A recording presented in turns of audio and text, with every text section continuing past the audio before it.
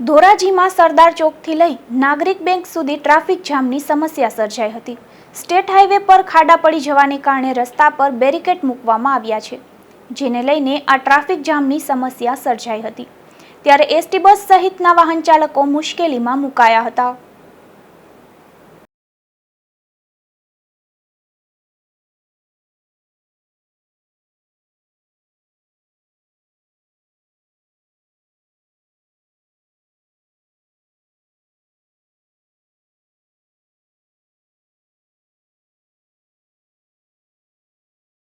મારું નામ અકાભાઈ જય બજરંગ બટેટાવાળા। આરએમડીની હિસાબે આ જે ટ્રાફિકની સમસ્યા છે અને મોટામાં મોટી લાઈન સવારથી માણસો એટલા બધા હેરાન થાય છે, કોઈને કોઈક સમયે જવું હોય તો પહોંચી શકે એમ નથી। આજે ઓછામાં ઓછી 2 કલાકની અંદરમાં અને શહેર ભાજપના આગેવાનો આની અંદરમાં તટસ્થ તપાસ કરે અને જે કાંઈ જરૂરિયાત હોય એ તાત્કાલિક પૂરી કરે એવો કાર્યકરોની માગણી છે। શું કહેશો, કયા કારણોસર ટ્રાફિક જામ છે? આ જે રોડની અંદરમાં ખાડા પડેલા છે, બરોબર, એક પણ વાહન હાલતું નથી।